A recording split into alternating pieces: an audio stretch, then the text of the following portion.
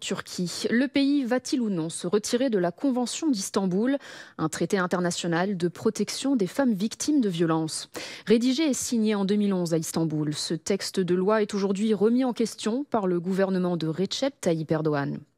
Alors les féministes se mobilisent, elles forment le dernier mouvement de protestation à encore oser descendre dans la rue. Pour elles, c'est littéralement une question de vie ou de mort, car le nombre de féminicides ne cesse d'augmenter.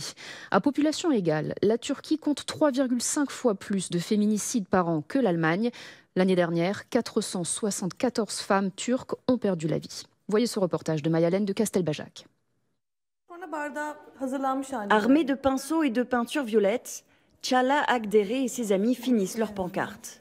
Moi j'écris, on ne vous laissera pas sortir de la Convention. D'accord, alors j'écris « Appliquer la Convention d'Istanbul ». Depuis des semaines, cette dessinatrice de 27 ans, devenue militante féministe à plein temps, organise à Istanbul des manifestations contre ce qu'elle appelle son nouveau cauchemar. Dans les prochains jours, le gouvernement d'Erdogan décidera de rester ou non dans la Convention d'Istanbul, un traité international qui vise à prévenir et lutter contre les violences faites aux femmes.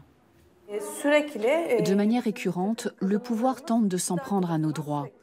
Avec ce débat sur la Convention d'Istanbul, la violence contre les femmes est plus visible que jamais. On le voit, les chiffres d'actes de violence contre nous ne cessent de croître. En effet, cette polémique autour de la Convention d'Istanbul tombe à un moment historique en Turquie, où les féminicides sont de plus en plus médiatisés, le tabou est brisé. Nous sommes là pour dire « bas les pattes de la Convention d'Istanbul et appliquez-la ».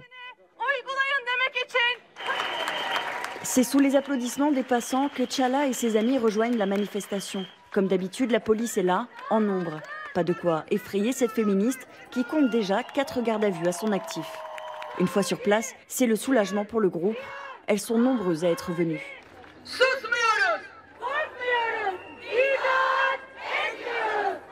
Sur les pancartes, le nom des femmes victimes de féminicide ces derniers mois. À chaque féminicide, le pouvoir fait part de sa tristesse. Mais nous, on leur dit « ne soyez pas tristes, ne nous rendez pas tristes et appliquez la Convention d'Istanbul ». Pour ce sociologue, cette volonté du gouvernement islamo-conservateur de sortir de ce traité international est avant tout une stratégie politique. Il s'agit d'une part de plaire à la base conservatrice. D'autre part, le mouvement des femmes est très puissant en Turquie. C'est même le dernier mouvement social qui existe et qui bénéficie d'une grande audience dans un contexte d'augmentation des féminicides. Une des raisons de ce débat sur la Convention d'Istanbul est de saper ce mouvement féministe. Un pari risqué pour le président Erdogan car ce débat suscite aussi le mécontentement des femmes de son parti et de ses propres électrices. Une base électorale clé qu'il ne peut se permettre de perdre.